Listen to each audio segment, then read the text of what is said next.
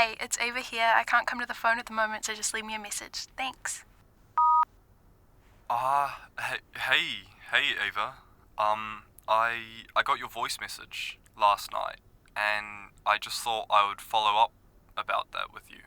I need to talk to you about your new boyfriend, Jeremy. But it's less about him. Like, I genuinely think he's a great guy.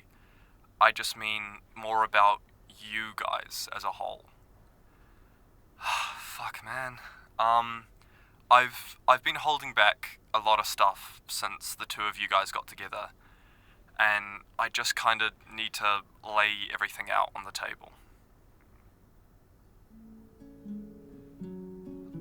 I think I've always admired the adventure in you.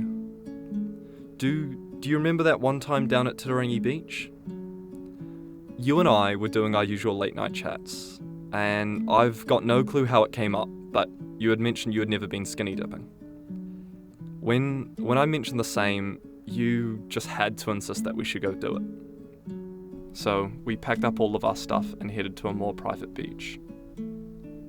If you thought I was nervous before, then imagine what the fuck was going through my mind as we undressed on that beach. All I could think about was to keep my eyes planted on the floor. Don't look up. Don't look up. So I looked up, and to my surprise I was met with your gaze. You just gave me the smile. This smile that just washed away any nerves or worries that I had.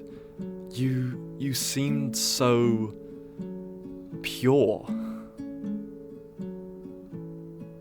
As we settled into that freezing water, we just kind of sat there. No talking, no looking. You remember what you asked me? So, Jay, is there anyone you're interested in?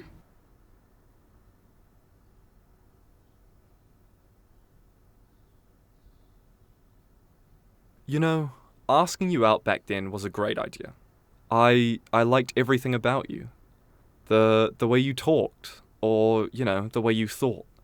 How you could make me smile, or, how you made me feel safe. We worked well, and it was obvious you felt the same way.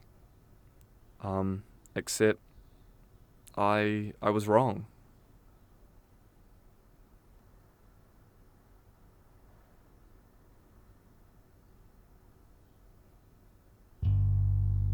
I never liked how we drifted after that, how it affected our friendship.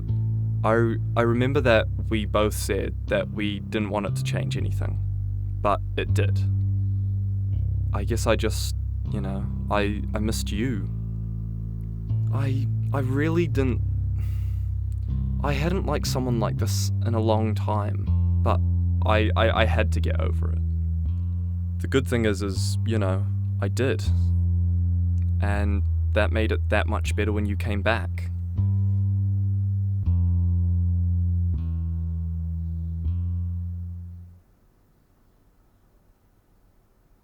Do you remember how that one night went?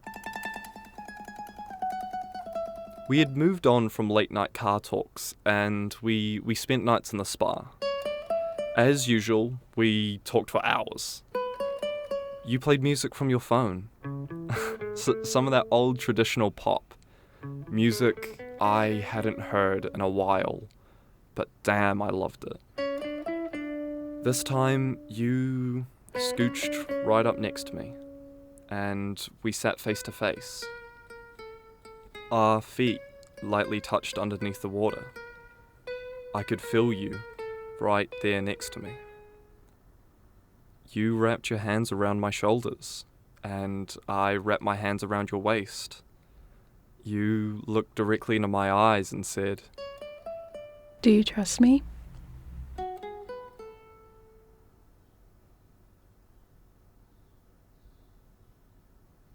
I know you said that we could only be friends, and that we will only ever be friends. But in that moment, I didn't give a shit. I was happy, and I didn't worry what would come after.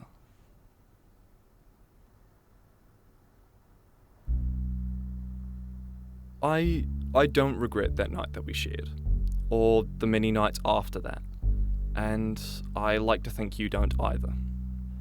I told you I'd try not to catch feelings again, but I did.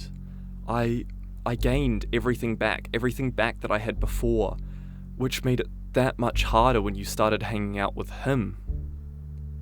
I became a second choice. I felt like I was slowly losing you to him, and I was. I grew a hatred for him, a jealousy. I wanted what you guys had. There was nothing I could do but accept that you liked my best friend. I think this is why I'm leaving this voice message. I want you to know that I do deeply care about you, Ava. I don't want to be a burden to your happiness. As you said, we are just friends, and we will only ever be friends.